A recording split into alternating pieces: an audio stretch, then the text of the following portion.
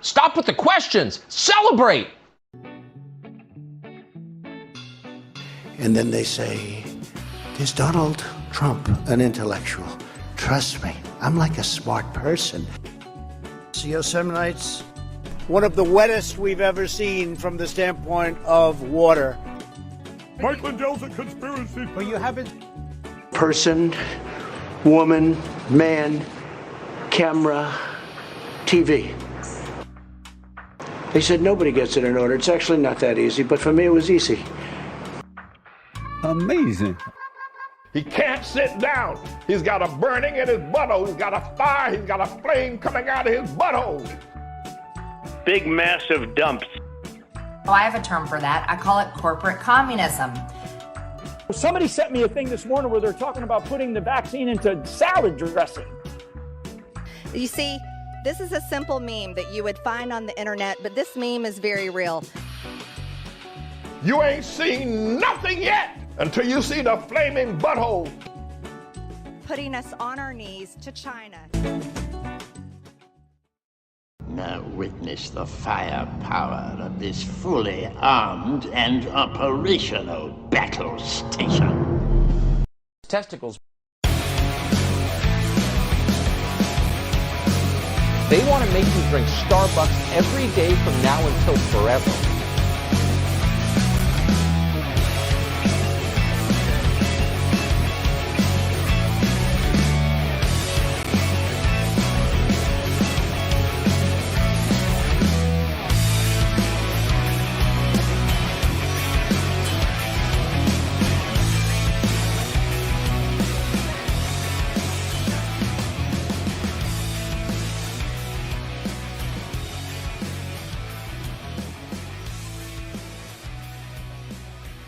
Not the nation.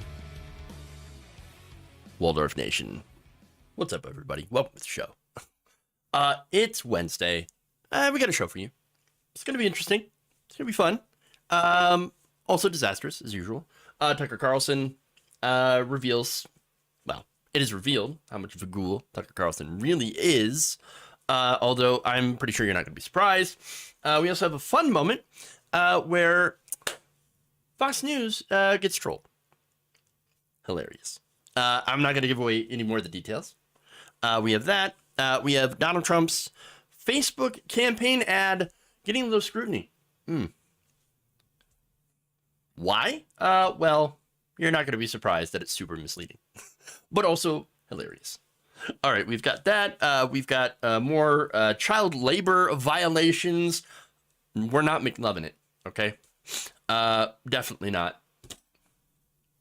And then we also have Texas hates democracy. So again, a lot of this stuff is not really surprising, but we'll have fun. Okay, with that, let's do it. Before we do, please like and share the stream. Very, very important that you do so. Of course, helps us out. You can also, super chats if you're watching on YouTube. Stars if you're on Facebook, or bits, gift subs on Twitch. You can also gift memberships on YouTube if you want to help the channel out. All right. Okay. With that, let's start out with Tucker Carlson. Oh boy. Stop with the questions. Celebrate. No, we're going to continue the questions. Thank you. We'll continue many of the questions. All right.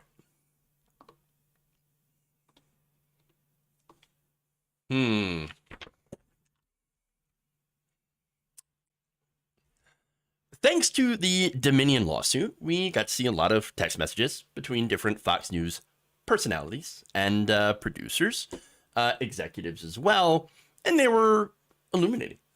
Very much so. Now, look, a lot of the ones that we took a look at were about election misinformation, how they felt about certain people. For example, Rudy Giuliani and the Kraken lady, Sidney Powell, and where she got some of her really whacked out ideas. Okay, so now, one of the text messages that is believed to have been in the proverbial nail in the coffin for Tucker Carlson's career at Fox News And I say Fox News career because most certainly he's not going away. Now, let me give you the details on that. The New York Times first reported that Carlson had sent a message to producers following the January 6th Capitol riots. In this text message, he seemed to celebrate the beating up of an Antifa protester by a mob of MAGA guys. In fact, here's what it said.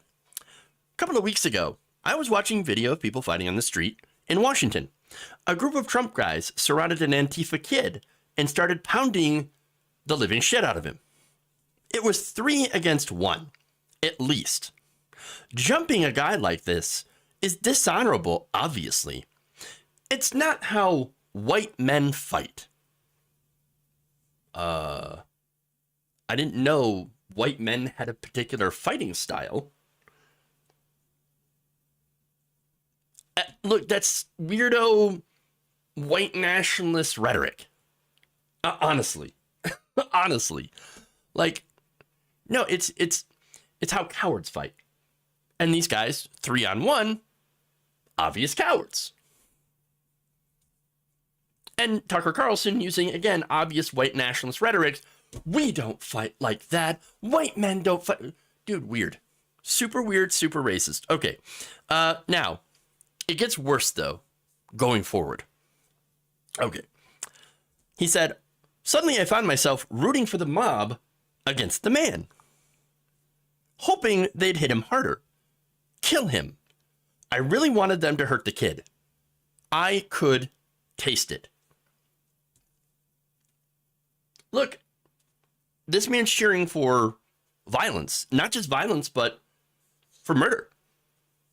What, because he's an Antifa guy? Look, I don't condone violence. I certainly would never call for the beatings of MAGA guys.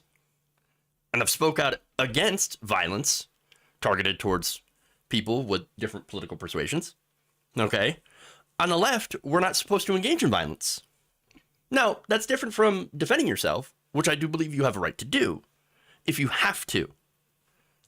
Now, this is not that situation. This guy's straight up being jumped by 3 MAGA guys. So now the message then went into Carlson having a bit of self-awareness for his desire to watch this kid get murdered.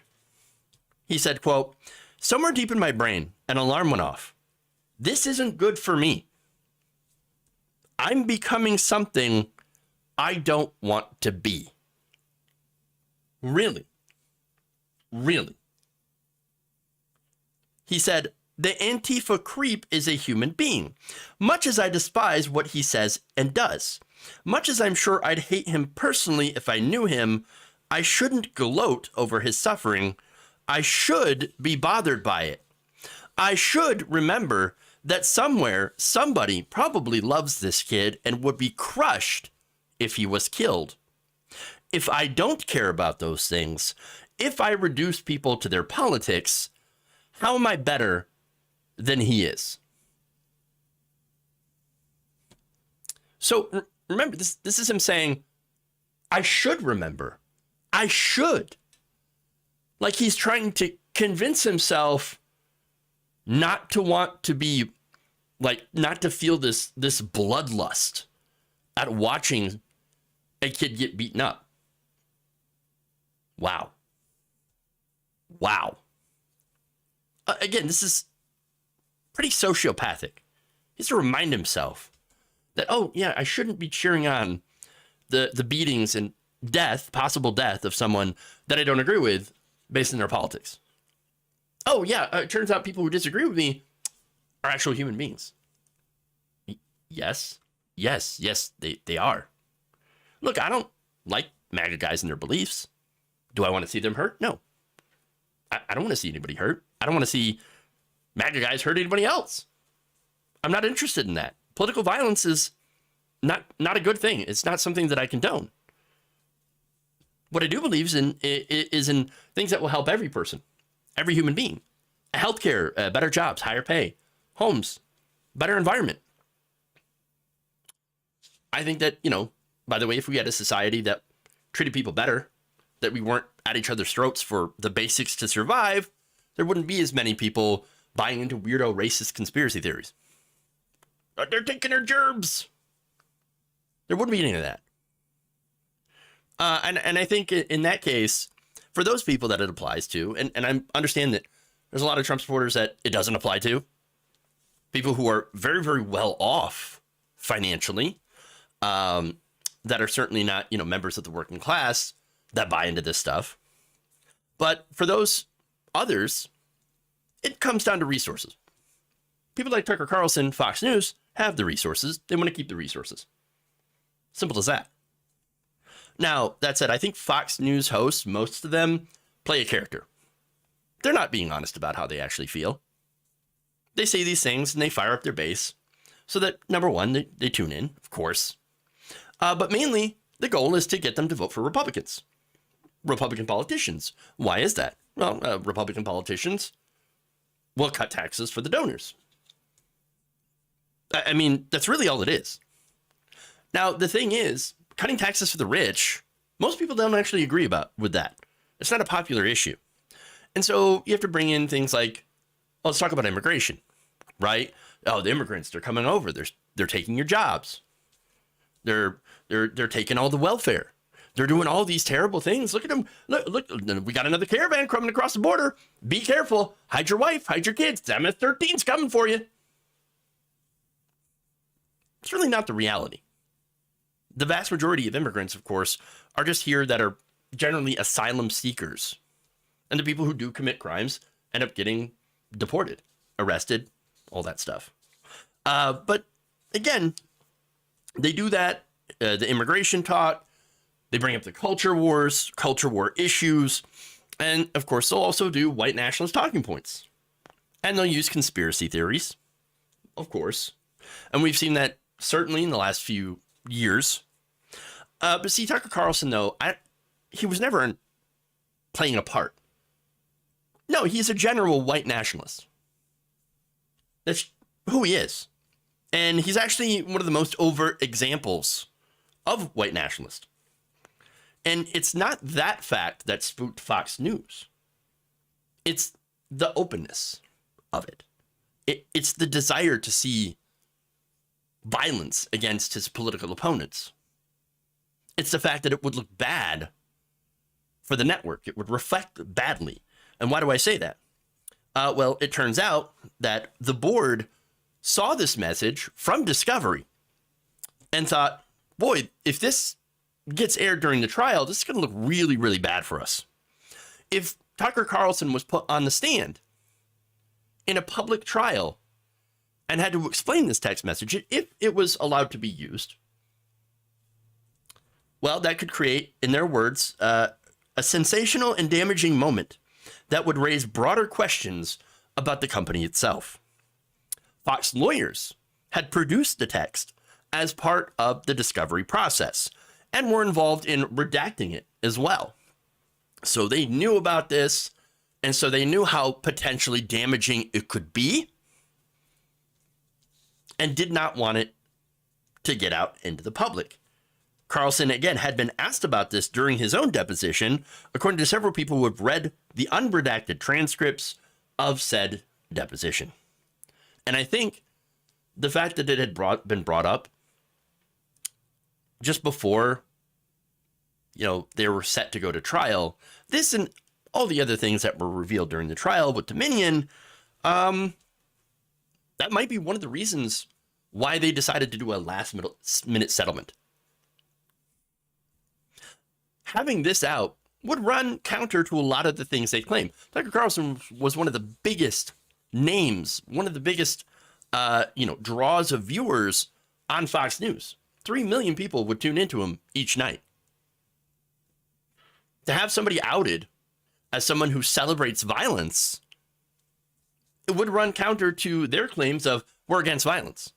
Oh, it's the left. It's the Antifa. They hate your fellow Americans. They want to see this country destroyed.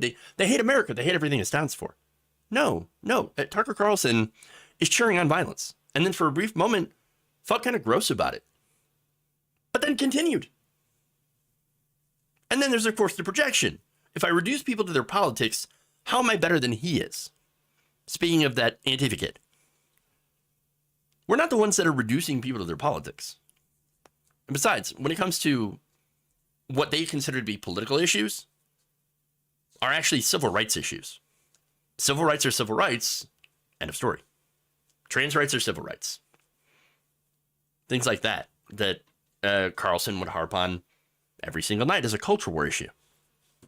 But look, overall, these texts are not a surprise. They shouldn't be surprising. But this is a glimpse into who Tucker Carlson really is. The once top-rated host on the largest cable news network in the country. With a massive, massive platform. If these text messages do not disturb you, then I'm not sure what will.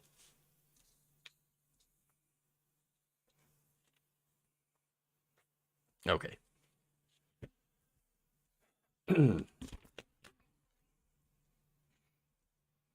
Let's move on. Let's have a little fun now.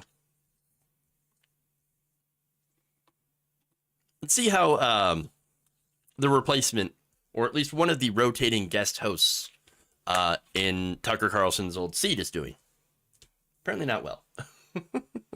Okay. The founder of the Satanic Temple made a hilarious reference during an appearance on Fox News. Take a look.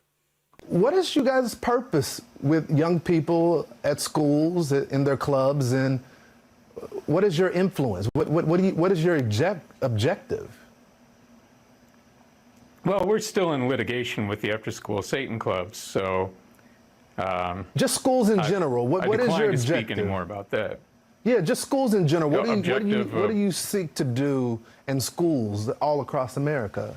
Not specifically in that case. Well, I won't speak to the issues of what we do in schools if we're going to have a discussion about litigation that nobody wants to have. I have 787.5 million questions for you, but I can speak about the Satanic Temple in general. All right, so that was a reference to, of course, the amount of money Fox News, their network, had to pay for election misinformation.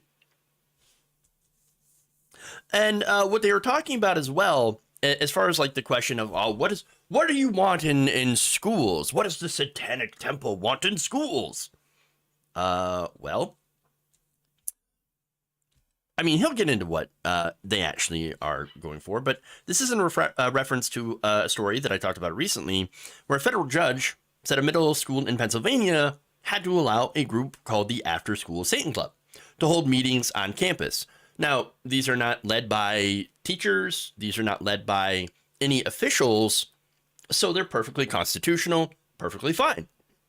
Again, we've had federal judges also saying, you can do these religious meetings on school grounds after school hours, so long as you're not actually advertising them through the school themselves, having officials saying, oh, you should go to this, or you can go to this. Here's this after school meeting, et cetera, on religion, on Christianity, or whatever. But you can hold them as a student and use school facilities after hours. And that's totally fine. That's totally constitutional. What's unconstitutional, of course, is saying that you, for one, can't do it because you're Satanist or Muslim or Jewish or whatever, but can because you're Christian. No, that's not how the Constitution works. We have freedom of religion. We have freedom from religion. There's this establishment clause that says that, again, you should not establish a religion or prohibit the free exercise thereof. I mean, it's pretty clear, but there are people out there who don't quite understand this still. Or, of course, don't understand it on purpose. Now, the judge said the school's suppression of speech was not constitutionally permissible. And again, that's very simple. But the right wing has been pushing to put school prayer, school teacher-led prayer back into public education. And so they've also, invited, for example, I recently did a story about Lauren Boebert being invited to speak in front of high school kids at a closed assembly in Colorado. According to parents, according to students, She was making a lot of religious references, speaking about things like moral decay.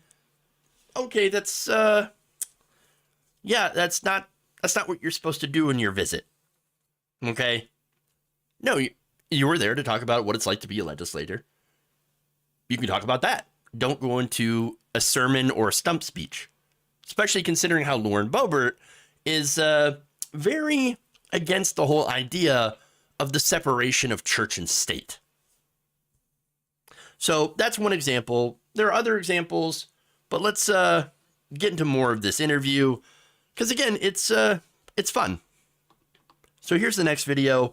And by the way, this Fox News host is Lawrence Jones, and he decided to dig further into what Lucien Greaves and the Satanic Temple actually believe. Take a look. Well, we believe in individual liberty and personal autonomy. We believe in real religious liberty, and we believe in free expression. And to that end, we do know that before we started this community, we did realize that there was a pre-existing community of people whom felt rejected by traditional religious organizations or otherwise alienated by them.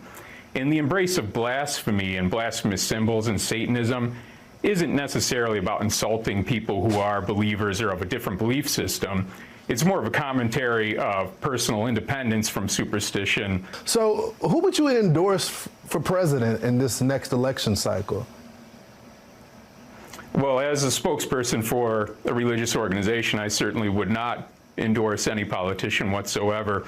I think the Johnson Amendment should remain in place, and I think churches should start shutting their mouths when it comes to politics as direct as endorsing particular candidates.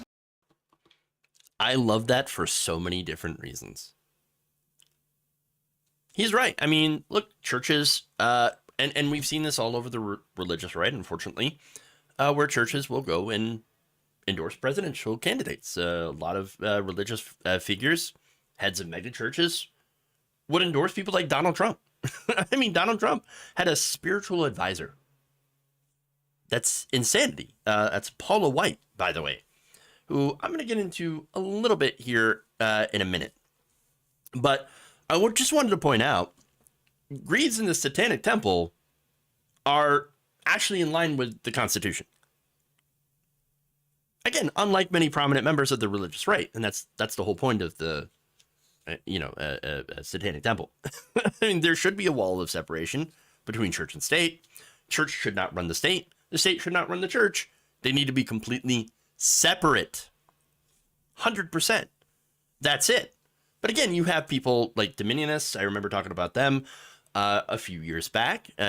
You had prominent members in that group, such as Michelle Bachmann. She was a former congresswoman who would go on, weirdo religious rants all the time. But now we have something worse. It's a Christian nationalist, which is actually kind of another form related to dominionism. And what do I mean by that? Well, basically, dominionism was all about, of course, trying to make this country into a theocracy. That's what Christian nationalism is about as well.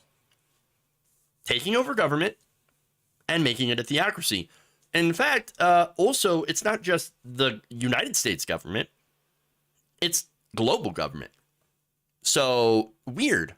You have these, again, Christian dominionists and nationalists, and they've got, similar goals. Sometimes they're different based on the different kinds of, like, sects inside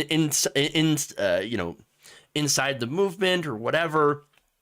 But you have these different groups within this larger umbrella of dominionism that is all about taking over government, whether it be the United States government, and then using that to take over world government in order to bring back their end times. And that's what's weird. And look, part of that is taking over the 7 areas in society in order to bring back Jesus. So these are the 7 mountains, they call it. And they would be family, religion, education, media, entertainment, business, and government. the Seven Mountains. And there are notable adherents to the people, or notable adherents to the doctrine of the Seven Mountains, the Seven Mountains Mandate. And one of them is Rafael Cruz. It's the father of Ted Cruz. Paula White, spiritual advisor to Donald Trump. You had Andrew Womack, who's a well-known evangelical leader. And U.S. House of Representatives member Lauren Boebert. And it's among many others. So, look, it's, again, a very weird ideology and part of, again, what they want to do to bring back Jesus, which essentially means the end times. If you believe in that stuff, well, that's what that would mean. The deaths of millions of people. Obviously, not going to happen. But in trying to do the end times, to bring them about, by instituting a theocracy, at least in the United States, that'd be pretty horrible for a lot of people. LGBTQA plus, of course, communities would suffer heavily, cisgendered women as well. And, you know, members of other religions, fairly obvious. But you also would have a lot of Christians that would suffer as well. And so that is something to be 100% concerned about. So I like what Greaves is doing, what the ACL are trying to do, to try to, you know, file these lawsuits to say, hey, you can't just inject religion into the government. Or at least if you inject one, you have to inject the rest. Them's the rules, and that's the Constitution. And in doing so, they're protecting the Constitution against these fanatics that are, again, trying to bring about the end times. So, anyway, moving on. It's not weird, it's lunacy. Well, yes, yes. It's, yes. Okay. Anyway. Let's move on here. Let's have some fun.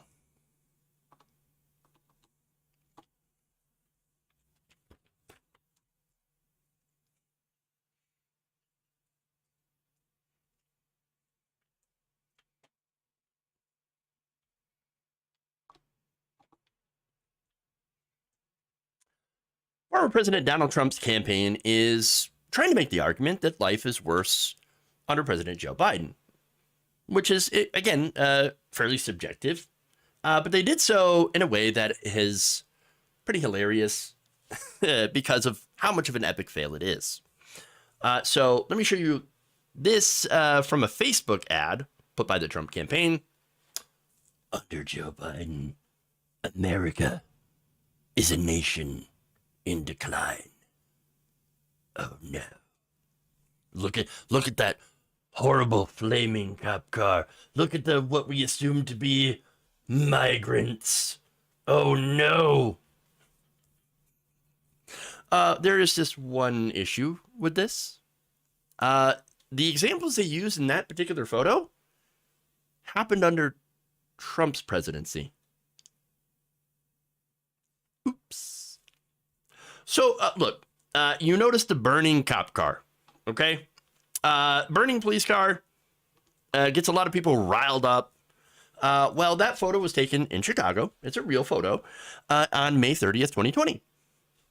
So now Trump was president from January 20th, 2017 to January 20th, 2021. And by the way, some Trump supporters still believe that Donald Trump's president now. So, well, then how would that explain anything? If you still believe Donald Trump is a real president, that he's president right now, that what? He's wearing a Joe Biden skin suit or something? I have no idea. It's like Silence of the Lambs, the weirdest possible way. But then, okay, how would you explain then how it's worse? Biden. I don't understand. But okay, anyway. So obviously this happened under Donald Trump's watch. Now, the photo was published by outlets like the Daily Mail and Easy Central on May 31st, 2020, not long after footage surfaced of police officers murdering George Floyd. You know, this officer, Derek Chauvin, put his knee on George Floyd's neck while other cops sat by and watched, and then, of course, he died as a result. There were protests. The vast majority of them were peaceful, but there were violence. There was some of them did turn violent. There was some property damage. Property was destroyed. People were arrested. What does that have to do with Joe Biden? Well, absolutely nothing. Just nothing. And yet, again, what is it? Let me get back to the other image here. Let me get back to that. Under Joe Biden, America, nation in decline. Oh, weird.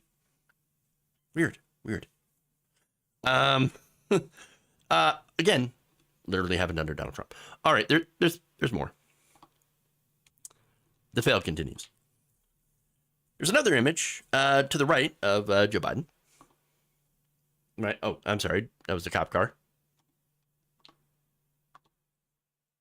There's that. Okay. Let me just fix that. The dimensions in that just real quick. All right. So you can see the caption here. January 21st, 2020. But these, what we assume are migrants wading through some water. Huh. Now that photo was captured by photographer Moises Castillo and was distributed to media outlets through the Associated Press. Now, why would you show that? Why would you show that picture?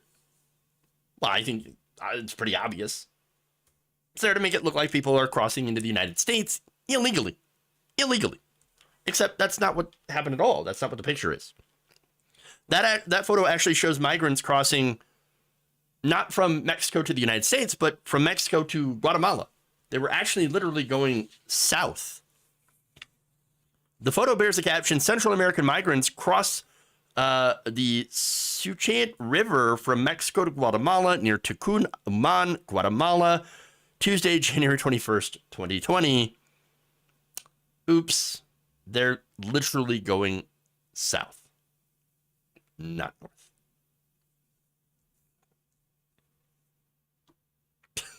Wow. Okay. The ad, which can be viewed at Facebook's ad library, was run most heavily in Florida, Texas, and California, a place where many Republicans are upset about immigration. Good old ad targeting. Weird. Okay, so now there are other pieces of that ad. One of them showed a bunch of higher gas prices. Now, look, that's true. You got us on this one. Gas did go up. All right. Since President Trump was in office, gas went up. Wow. Okay, that said, did we have a pandemic? Yes, we did. That meant that people drove less, and as a result, gas prices went down. Since then, oil companies wanted to raise their profit margins by charging people higher gas prices. The war in Ukraine, of course, is another factor. So there's some blame in different parts that can go around for gas prices. Is that President Biden's fault? No. By the way, higher gas prices or lower gas prices under any president, it's not attributable to the president. So, I mean, higher gas prices, for example, if it were under Donald Trump, well, that wouldn't be his fault either. So the president just doesn't have it's like George W. Bush said it. We don't have a magic wand. This is low gas. I mean, it's true. It's true. and I hate when presidents try to, either take advantage of, oh, see, look, I did low gas prices, or people trying to blame the president when there's high gas prices. It just doesn't make any sense. But okay. Now, there's another photo there that appeared to be the Chinese spy balloon that was shot down over the Atlantic coast after going across the United States. So did one of those fly over the country under Biden? Yeah, of course. Yeah, it did. They also flew over the country when Trump was president. And Okay. All these things, except for the gas prices, were happening under Donald Trump. And Republicans were pretty silent about it. Weird. So now, are we worse off? I mean, that's really up for the voters to decide. And I would really, urge people to look at their pocketbooks. Okay. I know there's a lot of pandemic measures that I'm upset about that have lapsed. And I'm upset that they lapsed. Okay. Because these measures helped a lot of families make ends meet, because we still have issues with inflation. We still have issues where people are not making enough money. And some of these measures that were in place were really, really good, and they were really helpful for many different families. Those no longer exist. And there's a lot of people being cut off Medicaid, for example, right now. People have been cut off food stamps, the SNAP program, massive amounts of cuts. And so now, of course, in most cases, or I should say probably all cases, Republicans blocked the efforts to continue them. But, I'll also point out that I don't think the Democrats fought hard enough on at least some of those measures. And there's some that they did, but mostly I don't think there was quite enough of a fight to keep these measures in place. My issue. And so, again, that'll bring me to the biggest issue that I have with Biden is under Biden, nothing has fundamentally changed. Now, that's exactly what we expected from President Biden. That's what he promised. He promised us and the donors that nothing would fundamentally change. And so, you get what you get, I guess. Get what you vote for. No change. But that's okay. The funniest part, though, getting back to Trump, is laziness. The laziness of this ad. Trump's campaign took a bunch of pictures of things that happened under Trump and tried to blame Biden with it. They just picked out the pictures. Oh, here we go. Here are things that are bad. Let's put it up. There was no attempt that was made. None at all. It's not like there isn't things that they could pick out. Again, okay, give them the gas prices. You could also talk about inflation. Okay, now inflation has been driven mainly by corporate greed.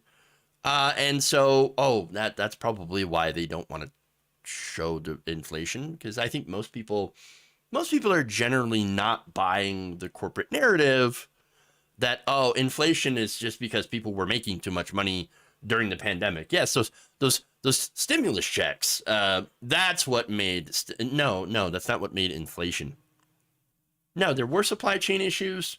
Yes. And that did contribute to some price increases. And then you had CEOs, executives, corporations, and sometimes they would go and brag about it during shareholder meetings on video that, we just increased the price just because we could. So we could make more money. Of course. That said, when it comes to appealing to conservatives, you really don't have to try very hard, honestly, because look, conservatives generally pretty easy to dupe. I mean, just forget about the evidence. What evidence? What evidence? Do we need evidence? No, we're just going to put a bunch of pictures together and we're just going to claim that it happened under Biden, even though they didn't. And again, this isn't the first time this has happened. It's not the first time that I've done stories about this, about the Trump campaign taking misleading pictures and applying it to other people. I mean, but again, you don't need it. Apparently, you don't need evidence. You don't need facts. And look, according to a new CBS News YouGov poll, a lot of people, likely Republican voters who are backing Donald Trump, about 75% of them say that they're backing Trump because he, quote unquote, actually won in 2020.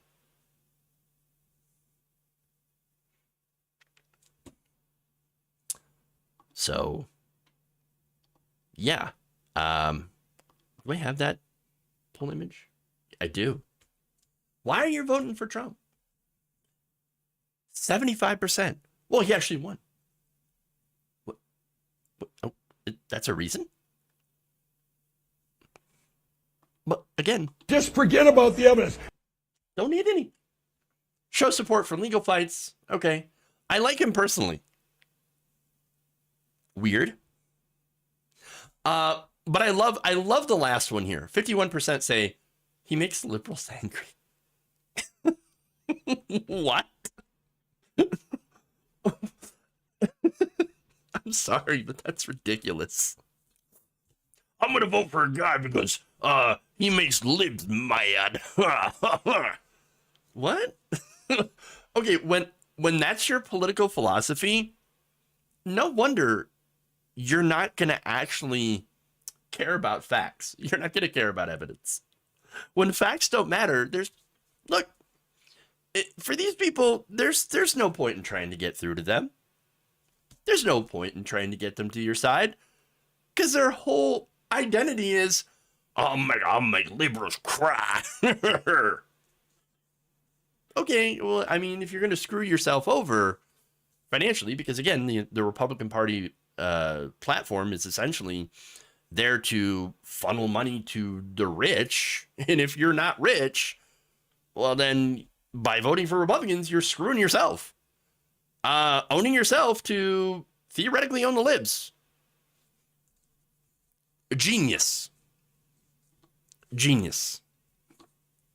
The smartest people. I'm cognitively there. Are you, though?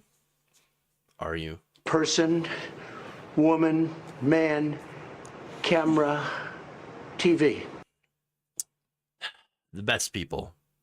The greatest people.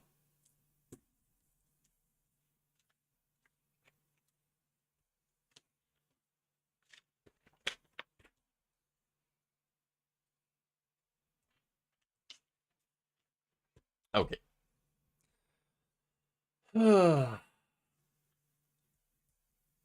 Moving on.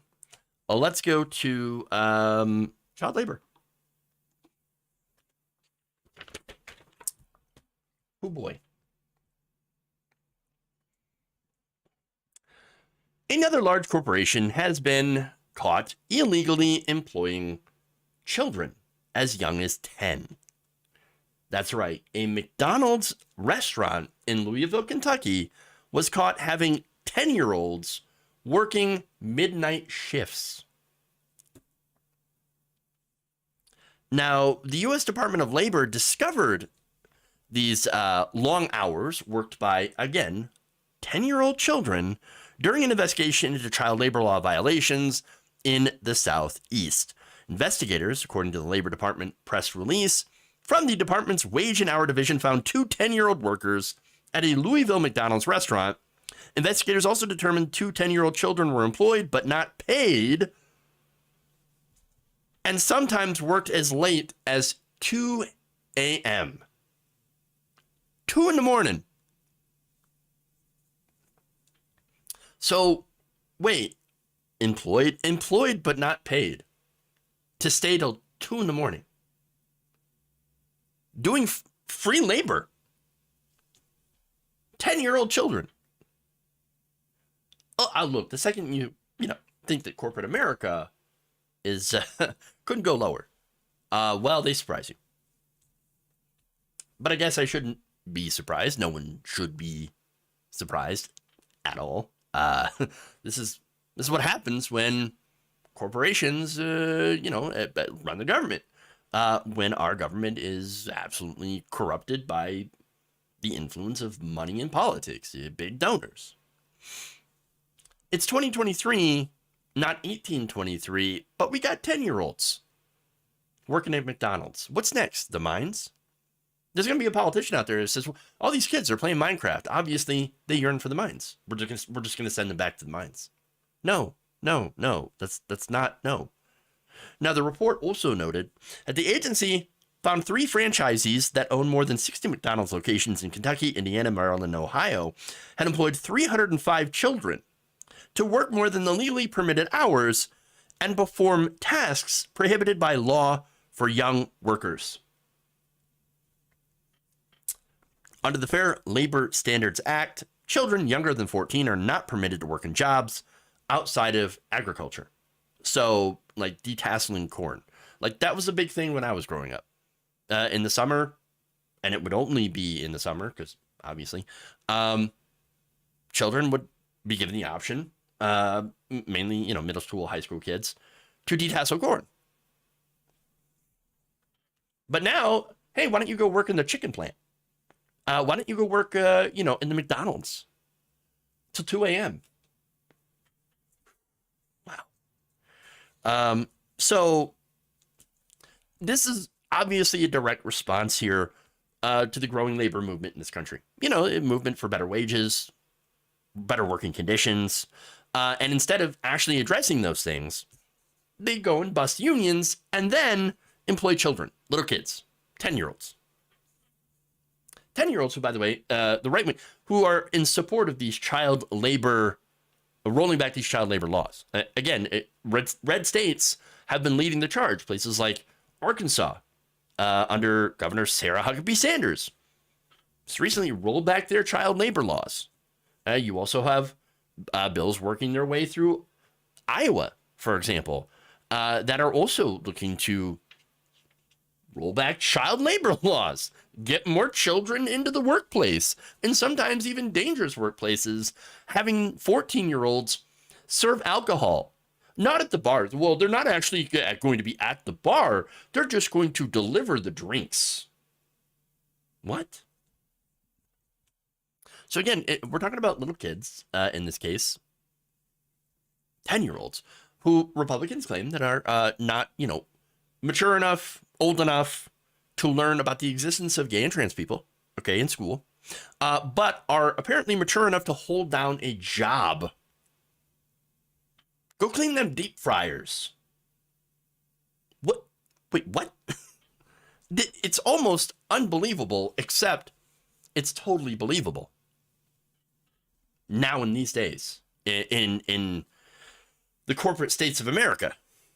I mean, according to the report, the 3 franchise operators will only face civil fines of $200,000. So imagine, though, they probably saved a lot more money by not employing actual adults, where you would have to pay a minimum wage. Remember, for children, these companies can pay a substandard, a sub-minimum wage, because they're children.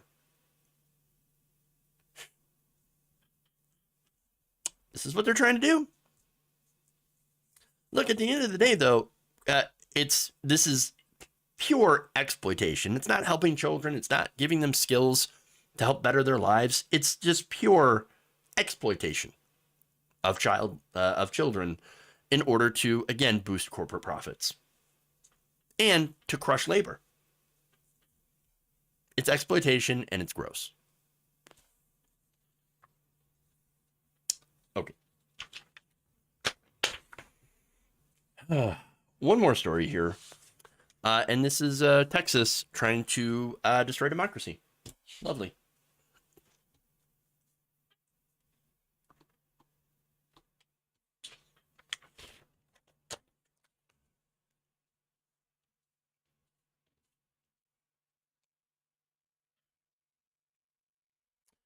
In what is the newest example of Republicans going against democracy, the Texas Senate on Tuesday passed a proposal allowing the state to overturn elections in the state's most populous city of Houston, which happens to be going more towards Democrats as of recent.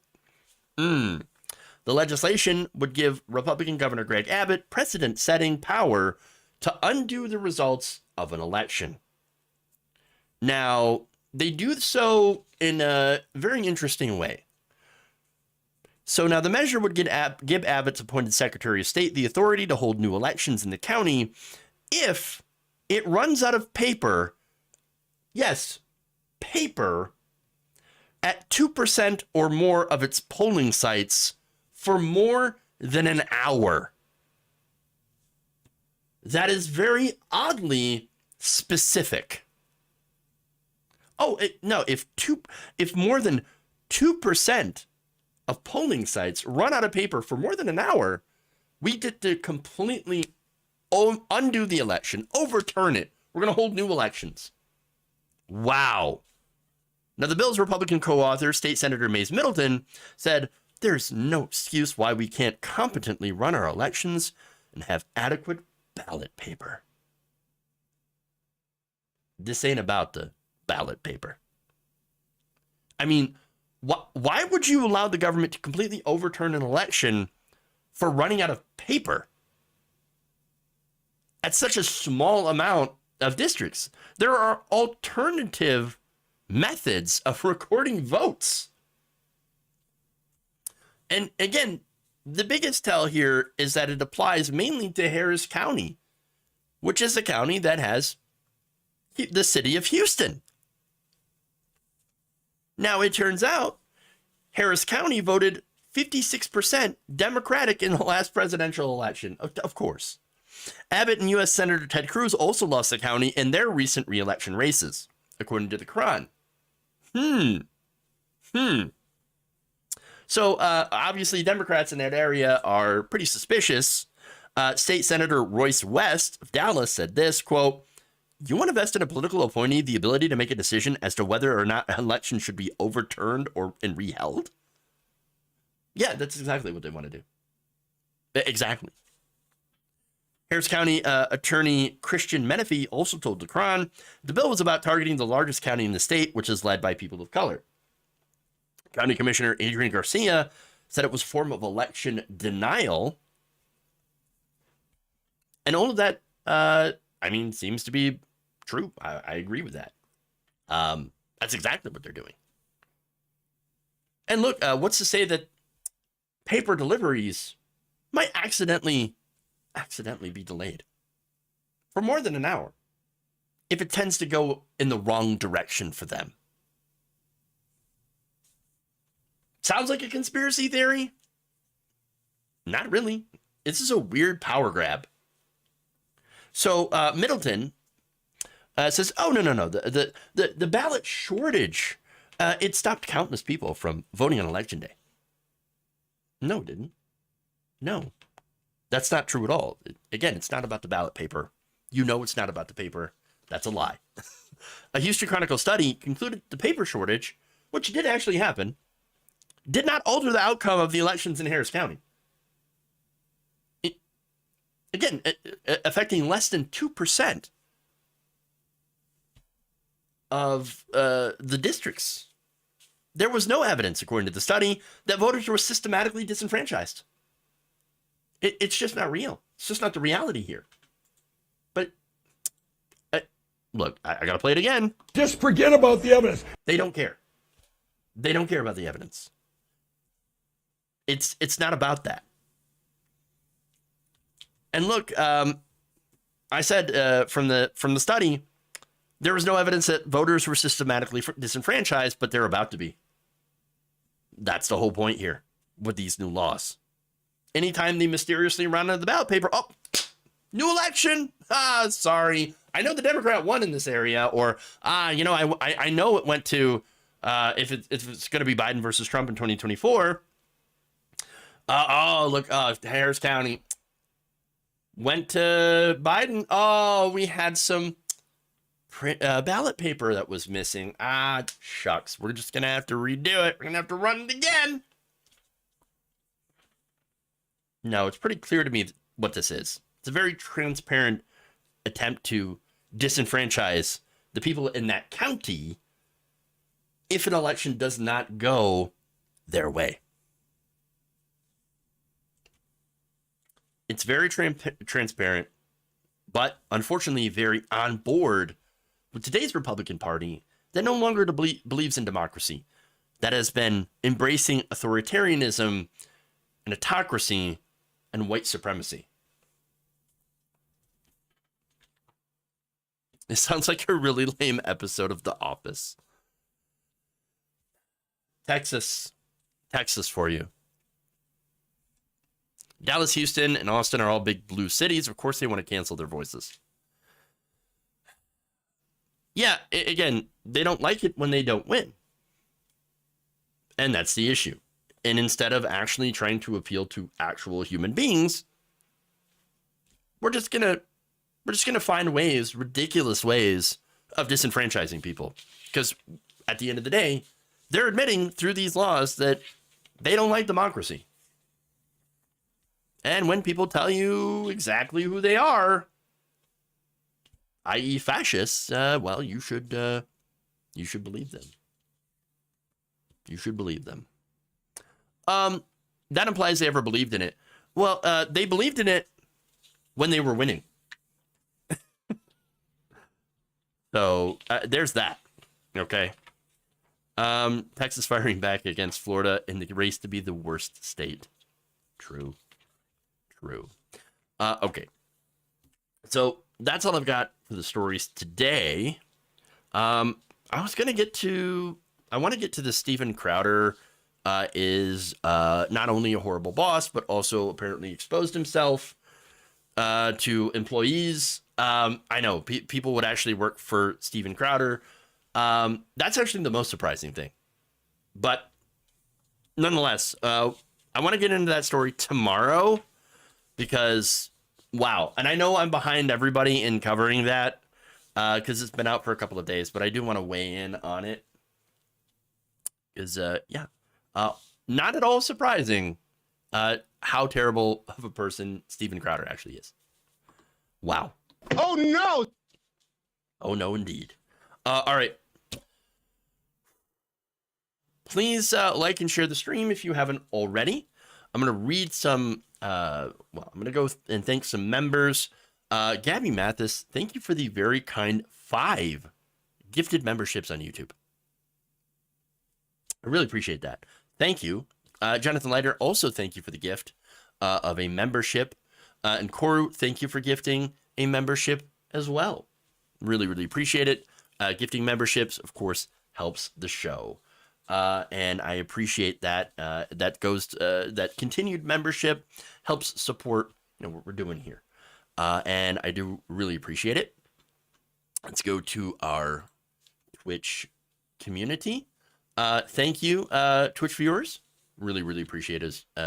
Appreciate you as well. Thank you so much, Facebook community as well.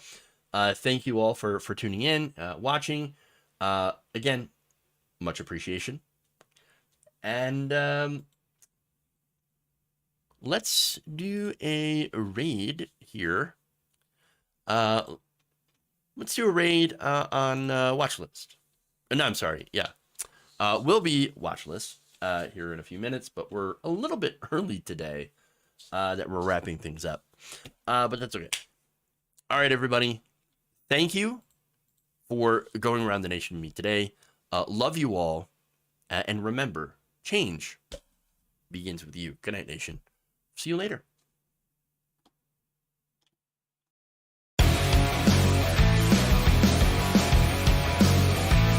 Sexual anarchy. It's not a salami sandwich.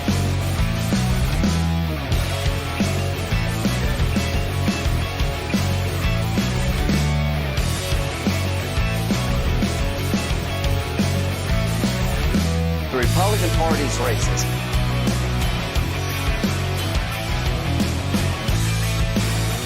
Yeah. My.